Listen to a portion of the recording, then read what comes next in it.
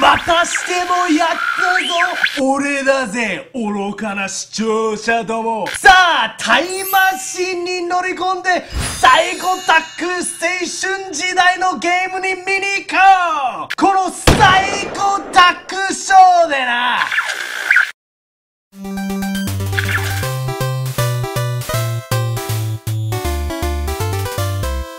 Hey everybody, JewWario here. Thanks for joining us for another audio gaming pipeline. Here with me today is Mark Fujita, also known as Akira Mark Fujita, also known as Psychotaku. Thanks for joining us today on Gaming Pipeline. Thank you for having me. Yeah. So, you know, people may know us getting together and doing your ninth Psychotaku episode, but they may not know anything else about you. Could you tell our listeners a little bit about yourself? Well, all right. So basically, I've been doing the Psychotaku since. Actually, I started shooting in January of 2009. I cut it together by April, but by then it's funny because I was looking for basically a venue to show the Psychotaku, and I was actually wondering myself because I just like told myself one day it'd be awesome if there was some kind of contest that I could enter this into and get just all these views and stuff, and because I'm pretty confident about the Psychotaku, and it just so happened that Screw Attack had their My Vids Don't Suck contest, and I entered, and from the bat, it was pretty brutal. I think it was mainly because it was a contest, so I wasn't accepted with open arms as much as if I was. I imagine if I was just a contributor and then I'm like a new show and like people are like, oh, he's awesome, versus, oh, well, you're going against one of my favorite video guys. You suck. And so, but I was able to get to the finals, and I mean, I didn't win first place, but I won second place. And actually, that was kind of the goal, was basically to get the people to watch and the people behind me. And so, I mean, I pretty much succeeded from that. And from there, I joined up with the Speed Gamers, and I guess the rest is history. The funny thing about the origin of the Psychotaku was that when I created the Psychotaku, I actually searched online for another import review show, and I actually didn't find anything. And so, but by the time that I had shot my footage and I was editing, I did another search, and surprisingly enough, this JewWario character showed up, and I was like, "You gotta be kidding me!" And so I was like, "Man, all right, gonna be the first." Yeah. So I was like, let me watch this guy. And so I watched him, and it just started aggravating me. It just started pissing me off even more. Because no, it's funny because it was good. Like, I was like, oh my god, this is a show that I would watch. He's funny. He's charismatic. I hate this guy. and so I was like, but I can't hate this guy because I like him so much. And so, like, I would continue to watch the episodes, and I'd be like, oh man, it's like why didn't I see this guy before? But the good thing is that if I would have seen you, I might have never made the Psychotaku, because I've been like, oh, okay, there's already an import gamer here. I don't need to make this character because there's already an import game. And the other funny thing, the more funny thing is that I kept watching it, and you had an episode where you showed Retro Game Challenge. Yeah. And I was like, at the time I was kind of like in my like bitter mode, where it's like, all right, let's see what he's got. It's like, oh, and then I saw that episode and it just made me even more pissed, because I was like, why didn't I see this game? Because it was the perfect game for me. It was like old school. It had multiple games on it. I actually even showed my translator friend, and I had unlocked everything, and so like Haggleman 3 was unlocked, and he started playing that. I was like, wait, you can't play that game. You need to unlock all the other games first. And he's like, screw you! I was like, this is the best game. I'm gonna play this game. He tried to play Haggleman 1. He's like, this game is crap. I want to play Haggleman 3, and I was like. Well, it's crap because it came out 4 years ago. Oh, I'm sorry. Because it didn't. That's true. It did come out 4 years ago. Haggleman 3. And so I just found it funny that it was like we both had the same taste in games, and it was from that I like found Game Center CX, and again I did a double take where I was like, what the. Like, if I knew this guy was out, I wouldn't even bothered with the Psychotaku. Because that guy is awesome. Arino is just amazing. He's so funny. He's amazing, and it's like there's like, I don't know, isn't there like 80 episodes, and I can only find like a handful of like his episodes, and that episode where he goes into that Japanese retro game store, it just blew my. I was like, I need to find that place. Yes, there's so many places that he goes, and yeah, they just finished their 100th episode. Okay, and they're going to be doing the 13th season. Coming up in the summer. So yeah, he's taking a little time off, but yeah, it's. Actually, and that's where I got some of my games, because I've been watching him since the third season was out, and so it's been a couple of years. And once again, it was one of those shows where you didn't need to know Japanese. You just had to watch it, and you got it. You know, yeah. you just understood. And some of the games, I just thought, oh God, that's just a cool game. Why, like you said, why didn't it come out here? And so I'd play it, and I was like, God, anybody can play this game. Hey, there's an idea. I think I'll use this game. I think that the funniest, like my favorite episode is that, I don't know, it was the episode where he was playing. It was like, I think it was a role playing game, but it was a dating game at the same time. And he had spent all this time and effort trying to get this one girl to go out with him, and then at the end she just blew him off, and he was like, "What? But I spent all," and he was like, "No," and it was like, you know what? It's like, I've been there. Not so much with as far as like in the real life, but in the Tokimeki Memorial, I've been there. Where it's like, what? I just wasted 20 hours of my life. I gotta start over and work out and study and like not talk to any other girl. Just focus. How could you do this to me? Exactly. Yeah. So I mean, it's funny because it's like I found you, and then I found Arino, and it was like. Yeah, if I would have found you and Arino before, like the Psychotaku may have never happened. That's great. Now, where did you go to school for this? Did you go to school for this? I actually did go to school for this. Well, not specifically the Psychotaku, but I did.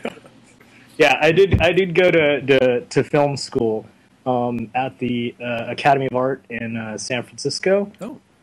I originally wanted to take character animation, but they actually had just started their character animation major that year, and I really didn't want to be a guinea pig. So I figured, well, I'd taken some video production classes in high school, and I was like, well, that was fun, so maybe if I just pursue that would be awesome. The funny thing is during my junior year at the Academy, something hit me where I was like, I don't think I can make a living off of this, because this was like, one, I'm an old man, so this was way back in the day when video had no chance. It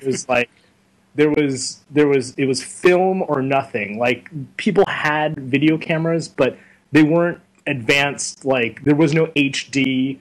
There was no red camera. Mm-hmm. There was no Final Cut. The only thing you could edit on back then was Adobe Premiere, which was like the consumer grade, and then there was Avid, which you had to buy like all of their hard drives and servers. People could do. There was like the internet was. I mean, it hadn't just started, but a couple of years prior to that, everyone was on AOL. Yeah. So it's funny because it was just until recently where they introduced YouTube and streaming video where it was like actually applicable. So during my junior year, I was like, this isn't this film thing, this isn't happening. So it was at the end I was switched over to character animation at that time because it actually had gone through a couple of years.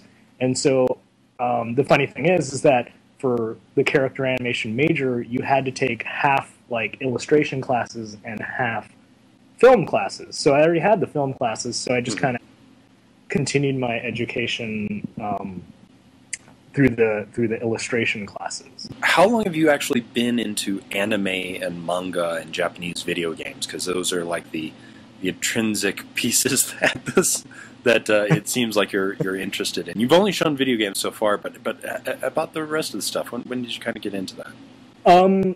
Well, the funny thing is that I was actually born in Japan, so I don't know when I got into anime because, I mean, who knows, like when you're a kid, your mom flips on some kind of like cartoon. The thing that whenever someone says, what was your first anime? I always respond with, well, I think it was Doraemon. I don't know for sure. But I moved over to the States when I was 2, so I pretty much was raised in America, but under like a Japanese household. So my father was the cookie cutter standard Japanese businessman, like the salaryman. He played golf, he fished for fun, he worked at a bank, he read manga. It's like I don't know if there's any other explanation. So the thing is that during my first trip back to Japan, I think I was like 8 or something. But my mom wasn't coming, and usually my mom kind of took care of me when I was little. So with my dad there, he didn't know what to do with me. I was basically a crazy Japanese boy and running around like I don't listen to parents, I get in trouble all the time, sort of thing. And when we were in Japan, he noticed that I was crazy, and he had no idea, keep me under wraps up until one day he found out that he like basically threw a manga at me, and it was Dr. Slump number 18, and wow. he noticed that I would sit in a corner and shut up and read this manga. And the thing is, I don't really know how to read Japanese that well, but I mean, it was comic books, so it was amazing. So he noticed that, and then immediately he just started throwing manga at me. So because that's the only thing that would shut me up. And so Dr. Slump number 18 was the first manga that I actually got. And for the listeners who don't know, that's made by Akira Toriyama, who created Dragon Ball. That was his first series before Dragon Ball, which actually was really popular in Japan, but for some reason didn't take off really in America. Yeah, it hasn't really taken off very well here. And the funny thing is, there's like tons of Star Wars references. But yeah, that was the first manga that I had. But the first manga I actually sought out was Kinnikuman. And Kinnikuman, really? Yeah, Kinnikuman is my favorite. It's number 1 in my top 5. It's my favorite series. I don't know why. I can't explain it. It's somewhat my guilty pleasure, but I announce it all the time, so it's not really a guilty pleasure per se. But yeah, that was the first series that I was like, I actually went out and was excited about, and I actually sought out to pick up the volumes. It wasn't up until 2004 that I finally finished my collection of Kinnikuman. Yeah. it's quite a there's quite a few titles in there, or quite a few tankobon. So it's weird because it was super popular in the 80s. So if you go to Japan and you talk to people about Kinnikuman, they know what you're talking about. You come over here, they have no idea what you're talking about until you mention the muscle men figures. And then they're like, oh, I remember those. I've still got my collection in my... Man, I was heavy duty into those muscles. I actually didn't find out it was Kinnikuman until I got into Japanimation. So, okay. Well, how about video games? Let's see. Video games. It didn't happen. The funny thing is that I was raised in the San Francisco Bay Area, and we would always go to Japantown like every weekend. And there was one store, and it was called Mikado. It's not there anymore, but they would specialize in selling not Japanese but American NES games.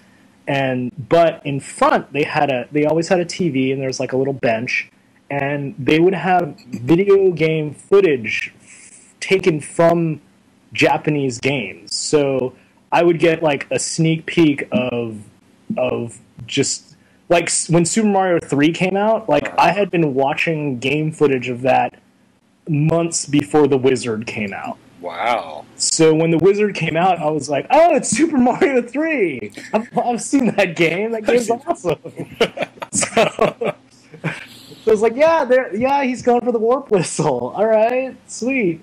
But that was kind of like my first taste into Japanese games. I never had a Famicom system, but as everyone might know, that the Super NES basically to play Japanese Super Famicom games, all you had to do is take out the little tabs in the back. So basically, it was the same cartridge. So the first actual game that I actually owned from Japan was the first Ranma Half fighting game. That game. Yeah, that game actually. The funny thing about that game is, and I really want to do a review of this game, is the fact that it did come out to America. They just changed the hell out of it. Yes. Ruined it. See, JewWario knows what I'm talking about. He knows exactly what I'm talking about. Because one day, my dad had gone to Japan and bought me that game, and then me and my friends were playing it so much. So one day we were looking in an American magazine called Game Fan, yes. and there was, I mean, they covered all kinds of import games, and like it was a great magazine. It failed like all the magazines do, but at the time they had an article for this game called Street Combat, and I remember looking at the pictures and going, I've seen this game before. And then I was like, and then it hit me. I was like, this game is Ranma Half. But Tatewaki Kuno is now a G.I. Jim who is like Guile, except he has a lightning sword. And now Kodachi is, what was he? I forgot what they turned her into. But Gemma was a clown. Yeah. And I would love to do a review of that game, and someone catch me and be like, this game did come to America, and then like go into this Street Combat game. Well, how do you choose the particular games that you choose for the series? You started off with a great game that I myself even featured in my second review, Umihara Kaosei. Yes. But then you went to Magical Taruruto-kun, which is one of my one of the manga stories that I actually started with. What a great story! But to choose that game, how do you choose these?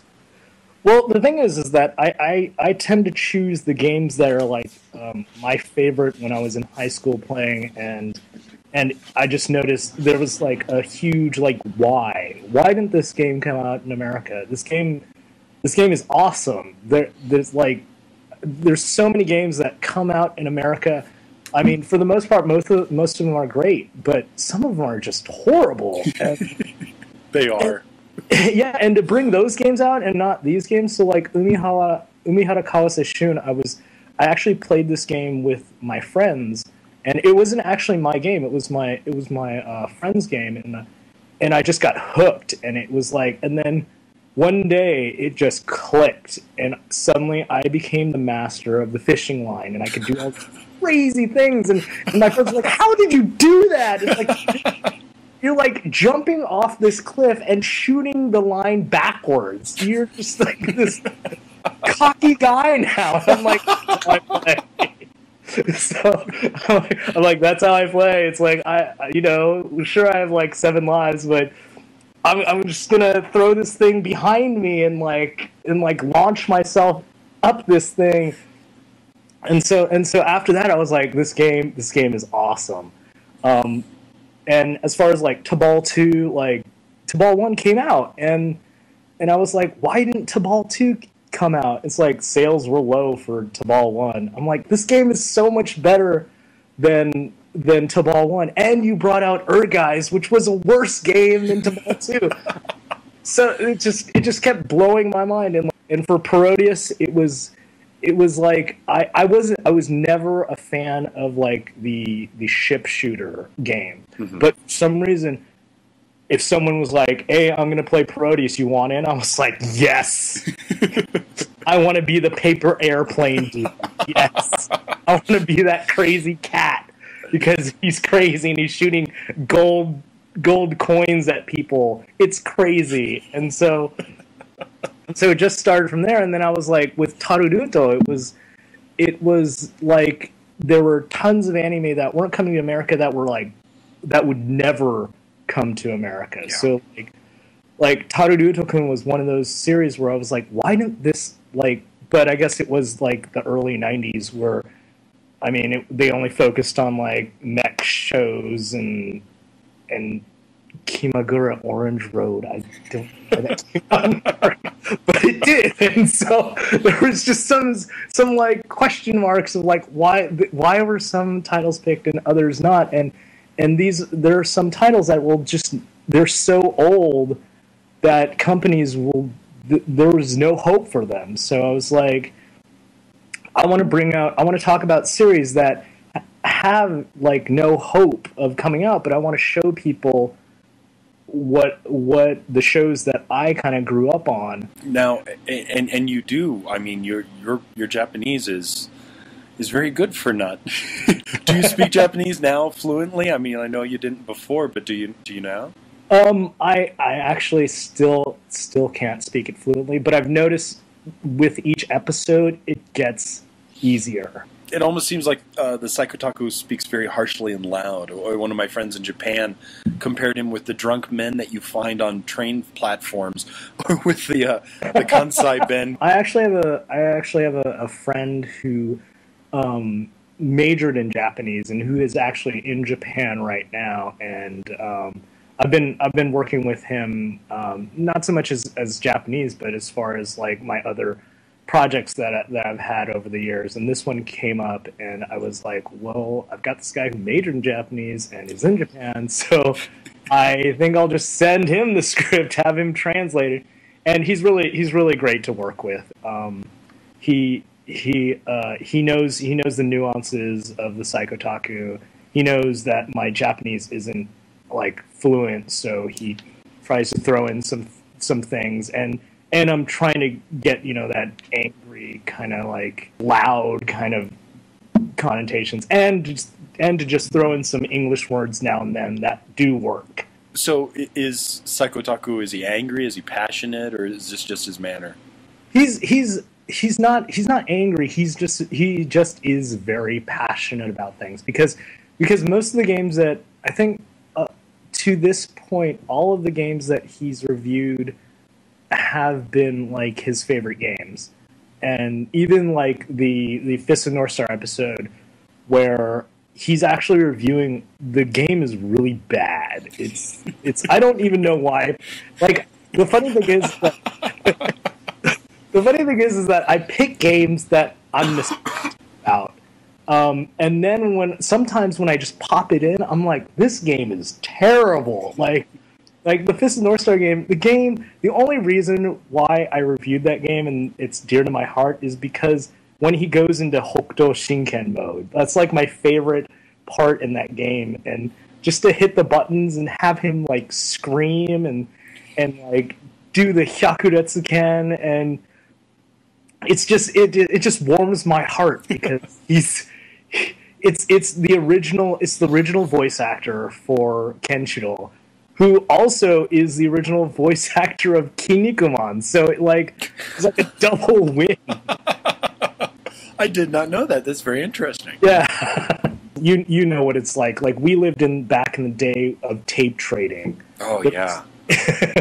There was no streaming anime, there was no torrents, there was nothing. There was no DVDs. They didn't sell it in stores. Like, I remember in '91, my mom and I went into a comic book store and we were like, "Do you have any Dragon Ball Z T-shirts?" And the guy just looked at me like I was from the moon. Like a what?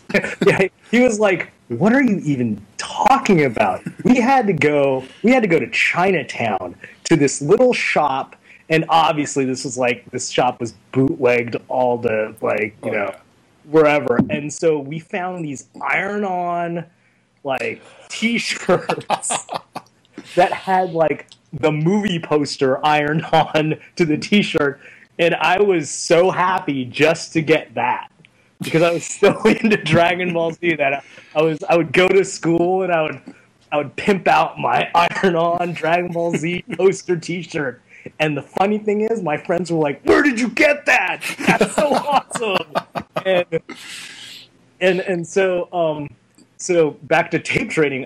When I was little, my parents would always go to the Japanese video store and rent the Japanese dramas that they liked. So they would get a bunch of videos, and I was always told that I could get one video, and so I'd always go out there and I would just search and get denied every time. Couldn't find it, but every time I'd be like, Kinnikuman. And the weird thing is, back then, is that towards the late '90s, they started figuring out that we should just consolidate the episodes so the tape is just full of this one show. But back then it was like they hadn't figured it out yet, so they were just recording like a bunch of anime on one tape, and there was no subtitles. They had all the Japanese commercials in it, which were awesome. Oh yeah, that was one of the best things about those days was watching the commercials. You know, watching the Dragon Ball Z. I still have some of my old Dragon Ball Z tapes and things, and some old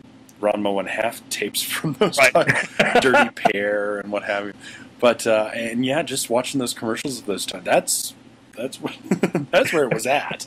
Exactly, and so like I would search out for Kinnikuman, but at the same time it would be like there'd be only one episode of Kinnikuman, but there would be like 3 other episodes of just random stuff that I can't really remember. Sometimes there'd be like Doraemon on there. Sometimes it would be like Hattori-kun or just some other random, maybe there's a Zeta Gundam on there, and I would watch it, and it would just be like this one random episode in the middle of this huge plot arc. But, you know, as a kid, you're just like, wow, it's still awesome. I remember one time in my video production class, I showed the 3 Great Super Saiyajin movie of Dragon Ball, the one with the androids, and like my teacher was like, "What is this? Like, what?" And I was like, "Oh," and he's like, "Can I borrow that?" And he's like, "Yeah, sure, here you go." And he was just blown away, and I was like, it's just Dragon Ball. What do you think about the future of anime and manga? So many people in Japan have now said that the anime bubble has popped, that there's nothing original. For me personally, I think that manga is going to be the future, but a lot of people say that manga is kind of getting stale. What do you think? I think that as far as most of the anime that I've it's near and dear to my heart, have mostly been based off of manga at one point in time. If you had to categorize my otaku-ism, I would be a manga otaku. I have like most of the stuff in the background is manga. So as far as the manga is concerned, some of it is getting stale, but there are a few gems in there. As far as anime is concerned, I think that the anime bubble has burst. But the thing is, with all the bubbles that burst, they will come back. Eventually, someone will come back, and of course, there's always Miyazaki. So, oh yeah, as long as Miyazaki is there will always be good anime coming out. I haven't watched. I fell out of anime a couple 2 years back. I haven't really seen Tengen Toppa Gren Dagon is the last series that I was really like, this is awesome. And that was just super over the top, super robot stuff. I love super robot stuff. Like, as far as manga is concerned, I stand by One Piece. One Piece is currently my favorite manga series that I'm collecting. And so basically the manga comes out and then the anime comes out and it's the exact same thing unless it's filler. But, you don't mind it because eventually they'll get to the main plot. Yeah. Do you read any actual Japanese manga? Do you go to Japantown and get Jump or anything? Or? Yeah. Actually, all my manga is in Japanese. Oh, good man. There's one that you may like though. It's in Shonen Sunday. It's called Kongo Bancho. Kongo Bancho is about this huge guy in high school. And he's wearing a gakuran, and he's like muscled up to craziness. The first episode is basically there's this like typical Japanese girl with pigtails, and she's taking cell phone pictures of everything that's weird, and she's like, oh, that's weird. All right, I got 999 weird shots. I need one more. And she turns, and Kongo Bancho is like, he's like 10 feet tall. And like just ripped, and so she sees him and like takes a picture, and there's a scene where she is with her little sister who's in kindergarten, and this like just thug comes up and just like knocks her down, not on purpose, but she starts crying, and then she's like, you stepped on my picture, and it's like, this picture right here? And he like rips up the picture, and then the kids start crying, and they like walk off, and then Kongo Bancho he turns the corner, and he's like, that's not right. And so like the next scene is the punk in Yakuza headquarters. And so it's like this straight up just like old school Japanese house, and you hear this like doom, doom, doom, and then you hear all these like people going like, oh my god, what is that? All right, we gotta stop. What the? And then like getting beat up and stuff. And then finally, like the boss is in there with the thug who caused the trouble, and they turn, and the door just bursts open, and Kongo Bancho is standing there, and he has a car in his arms. He's carrying this car through the house, and then he puts down the car. He opens the back door. And the little girl, like, walks out. And he, like, looks at the guy, and he's like, you apologize to this girl for her picture.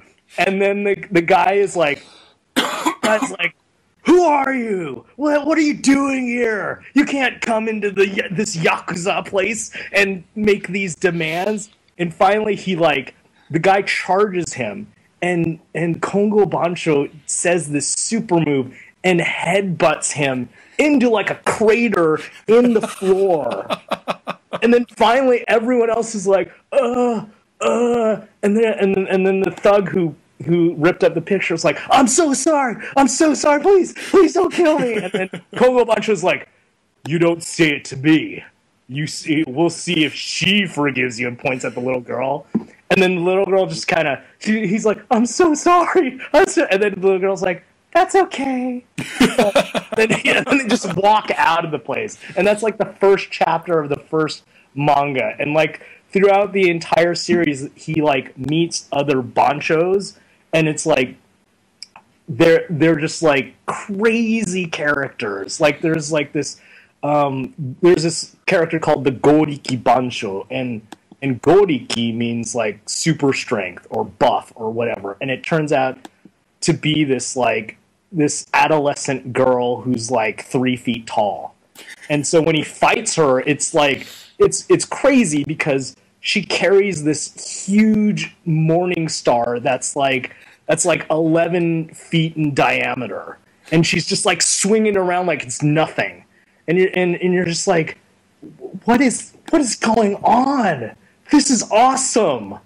And so like they're continuing like the story, and they figure out like basically a little bit of his past, and all the while it's like the pigtailed girl's there, and her little sister is there, and he's on a mission to defeat the Nippon Bancho, who just happens to be his older brother, who's trying to take over Japan as the main Bancho. Very, very cool. Now you've got several characters who come onto your show. You've got the Psychotaku, who Yes. just appeared recently, and Raikun. Yes. Who came up with Raikun, and who came up with Psychotaku? The Raikun character, I actually the actor who plays Freddy is one of my close friends, and He's awesome, by the way. I'm always looking forward to seeing who the new Freddy is going to be. Yes, the thing is that we worked together in another company, and he was always making all these just ridiculous jokes, and his antics were awesome. I was like, this guy needs to be on camera. Like, we need like this. The company I was working for at the time was like, they aren't utilizing this guy to his full extent. So I'm gonna make a show and put him on. And so I did, and like he plays every single character just like to the. It's perfect. Every single character is it's like my envisionment of what that character would be like. So basically, the fisherman, the Falcon Freddy, the DJ, the weird like mysticism guy. I'm just every single time it's completely different every single time. And I'm like, that's what I need. And he comes up with this. I come up with it, and then I give it to him, and I'm like, go. And he goes with it. And then he's like, all right. And then he goes with it, and then he throws in like his own kind of twist to it, and it's just perfect. So one I think it was in after episode 1, it was we were talking, and we were like, we need like to make an intro for the Psychotaku, which I realize is funny because there is no intro to the Psychotaku. It's just him interrupting everybody. Exactly, and the thing is that I was like, yeah, there should be an intro, and it's like the Psychotaku should just be doing random stuff. Like you should just show him in the park and show him like at a mountain, or like doing different things outside that you never see him do. And it was like, oh yeah, that'd be cool. Like he should be fighting like a monster. And I'm like, what? Like, where we can get this monster? It's like, we can make it. And I'm like, what? We're gonna make a monster? You're crazy. And so, like, basically, the original design from Raikun was basically the Mega Man boss that's like all orange and has like an eye. He's like classic for every Mega Man. Yeah. And so we designed that character, and we're like, all right, we're gonna make it like this. And then we like went to Home Depot and got some like chicken wire, and we're like, okay, this is not gonna be as easy as it's gonna be. And so like as we're making it, we find out that his aunt is actually a seamstress, so she can actually help us out with this. And so we were like, okay, well, orange, we don't want an exact copy of the Mega Man boss, so we'll get a different color. So we got blue, and so we put it on the chicken wire. And we're like, all right, this is all right, I guess it's working. And so finally it was like, what can we do with this? And I was like, I got it. And so I drew a quick sketch of like the Japanese bunny character, and I was like, this is what this character needs to be. And he was like, all right. And so like as we were doing like this process took like months, and it was just, I mean, it was grueling trying to build this thing. So finally when we got it, I was like, no, this character cannot just be in the intro. This character needs to be a character. I need to utilize this character as much as possible. And so this song to make him, he's going to be in it. Exactly. So it's like, you know what? He's in episode 3. Episode 3 has 2-player co-op mode. Perfect. We'll slap him in there, and that was the story of Raikkoon. The cooking episode. That was actually the first episode that I saw of yours, and that's the one that got me to wanting to watch it. And the Psychotaku was the Psychotaku. She actually does goth loli cosplay.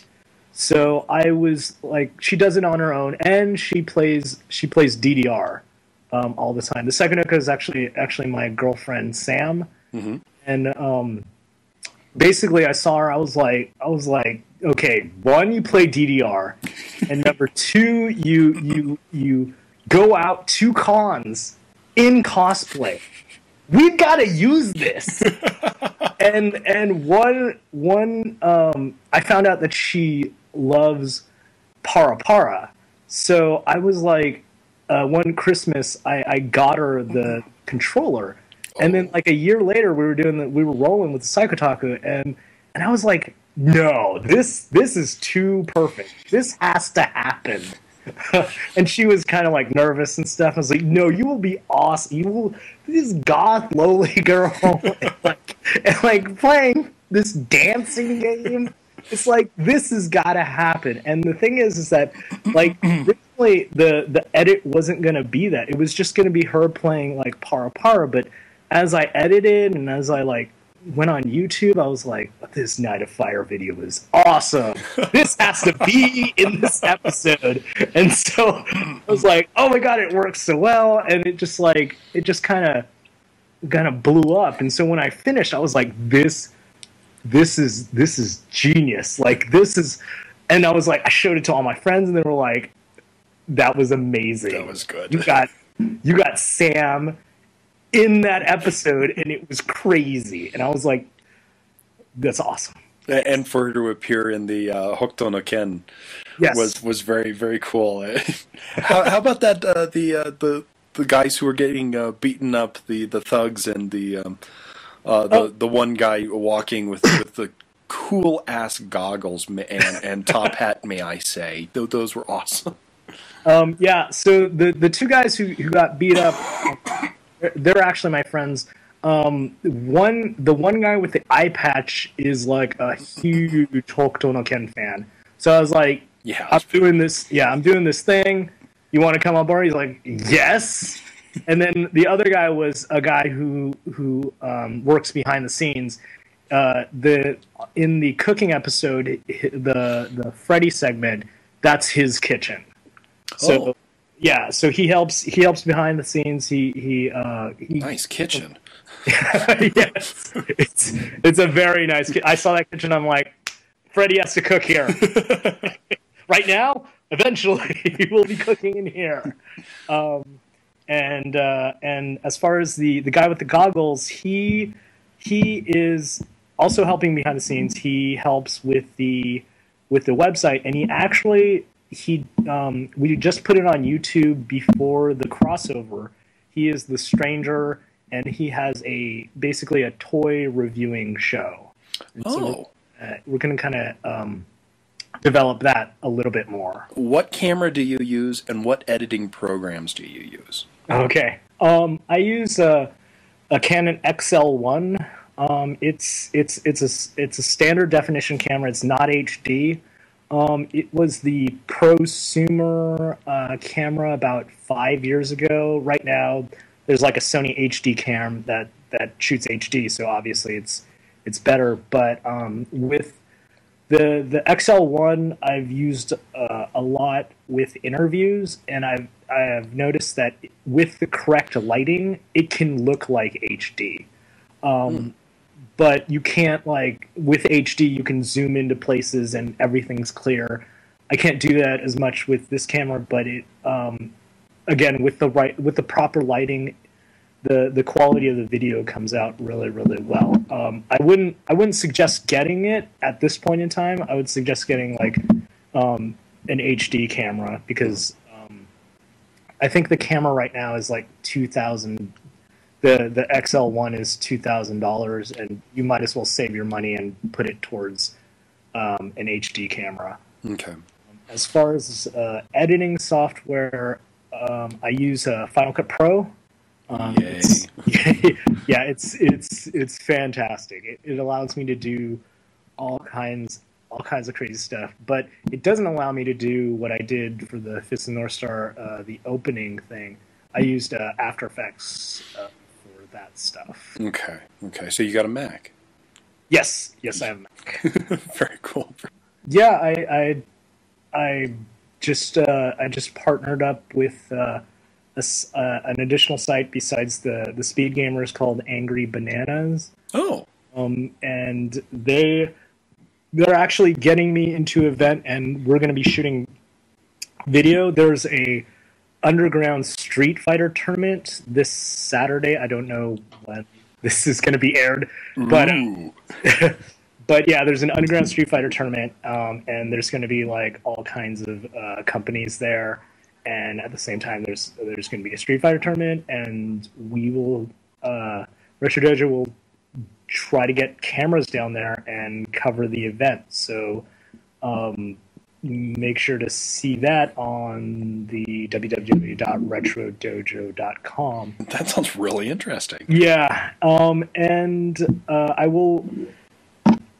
I'm trying to get a Psychotaku panel for Fanime, which is the anime convention in San Jose, California. I'm trying to get a booth for Anime Expo, which is, I believe it's July 4th weekend in Los Angeles, California, and that would be really cool to get a panel there. Lastly, before we wrap up here, I have to say that I've seen a video of you doing something other than being the Psychotaku and other stuff.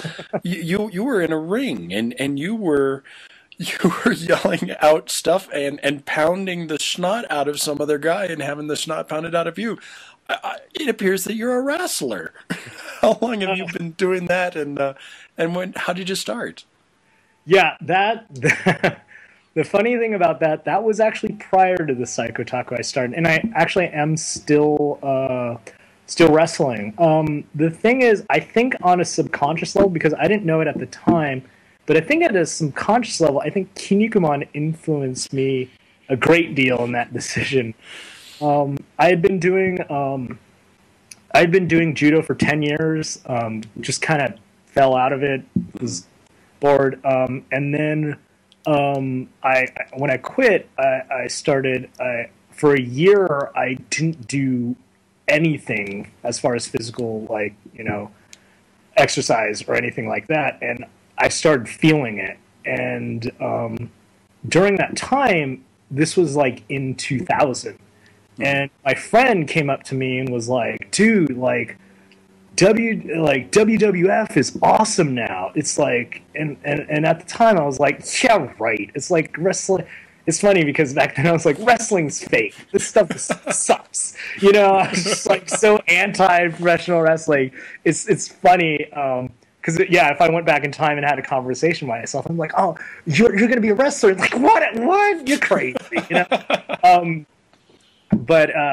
But yeah, at the time he was like, yeah, there's this guy named The Rock. He's awesome. He's great on the mic. I was like, all right, let's see this thing. And I took it, like I watched it. And I was like, this is my new guilty pleasure. And like I was watching it, and so I watched it for that entire year. And at the end of the year, I was like, I'm feeling sluggish. I'm feeling not myself anymore. I should get into something. And I'd read that some of the wrestlers had taken judo prior to becoming professional wrestlers, because there's a lot of similarities. You take a bunch of break falls. Mm-hmm. It's physically demanding, and so I was like, huh, all right, yeah, that sounds pretty awesome. And so I like looked up a few wrestling schools in the area. Like a lot of them were closed down. I like drove to this one address, and it turned out to be a driver's education class business, and I was like, is wrestling here? And they just like looked at me, and I ran.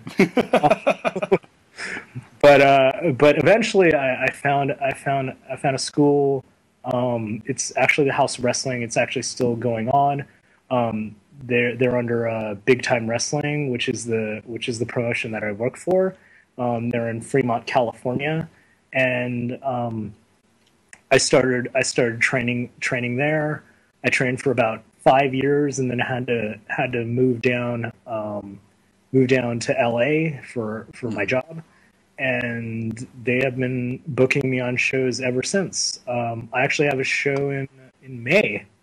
Yeah, it's funny thing is that me and my tag team partner. Well, my character is named Hop Singley. He has the Japanese flag on his ass. Yeah. It doesn't make any sense. It's very contradictory, but especially with a name like Hop Single. Exactly. I speak Japanese. I go out. It's awesome. I have these pleather pants. One half is white, one half is red. Down one leg, I have my name Hop Sing, and on the other leg, I have my name in katakana. So if I ever forget what my name is, I could just look down the leg, and I'm like, I don't understand English. Oh, that's what my name is. But it's a lot of fun. The other reason why I took pro wrestling was because I noticed. Well, one, it was I had been doing judo, and that was very practical but not very entertaining. And when I would tell people I did judo, they're like, "Oh, that's awesome! Can I come to see you in a tournament?" And I'd be like, "Okay," and it'd just be like the most boring thing ever. Even I knew that. I was like, "This is just boring." They just two guys grab each other. I mean, if they're really skilled, they do this huge, crazy throw, and it looks fantastic. Mm-hmm. But for the most part, two guys grab each other, fall on the ground, start hugging. That's what judo looks like. And I was like, and then they'd be like, never talk to me again. And I'd be like, what? I tried to warn you. And now it's like I'm doing professional wrestling, and it's kind of the opposite, where it's not very practical, but it's super entertaining. So people find out I'm a pro wrestler, they're like, oh, can I go see a show? And I'm like, sure. And they come down, and they have more fun than they've ever had, because I'm out there, I'm screaming, I'm getting my butt kicked, I'm kicking butt at the same time. And it's just crazy fun. Yeah. Cool. In the video that you posted on your blog, it looks like you have a great deal of fun, and yeah. But to get into it because you wanted to exercise, wow, that's I don't think anybody can actually. Well, yes, actually, I got into wrestling because I wanted to exercise. Yeah. It's funny too, because the first 3 months when I was learning how to wrestle, I noticed that whenever I sneezed, I got a huge sharp pain stabbing in my back. Oh my god! Yeah, and I was like, "Oh man, if this is how wrestling's gonna be, I don't know how long I can handle this." But luckily, after the 4th month, it like my body got more used to it. Mm-hmm. So it just so happened that a few months ago, I actually did get busted open, but it was more of an accident. So in the industry, it's called getting busted open the hard way. The hard way. So I got hit, and the thing is that there was like a spatial difference between the guy said I was too far away, so he had to compensate, and then I got hit with the edge of a cowbell. Oh my goodness. Yeah, and so I didn't get if I would have got hit square, it would have hurt like crazy, but I wouldn't. But he caught me with the edge. This was at the end of the match, so my adrenaline was pumping. So you didn't realize it. yeah, and the funny thing is that I got hit. I went down. I rolled out of the ring, and then as soon as I rolled out of the ring, I could feel like this hot liquid rushing down my face, and I'm like, "Oh, well, that's new." And so I got up and I pretended I was dying. Yeah. You rolled with a punch. Exactly. That's what you. Well, you but that's very cool. So yeah. So please go to Speed Gamers. Help out Psychotaku watches videos and help out these charities that that the Speed Gamers play for. This is very important for the gaming community and everything. So go check them out and stuff. So thank you so much, Mark, for coming out today and letting me interview you and for sharing a little bit about yourself and stuff. I'm sure. I hope you get more viewers because you do some incredible videos. And they're really well done, and you really deserve some recognition. We shall see you next time on the Gaming Pipeline.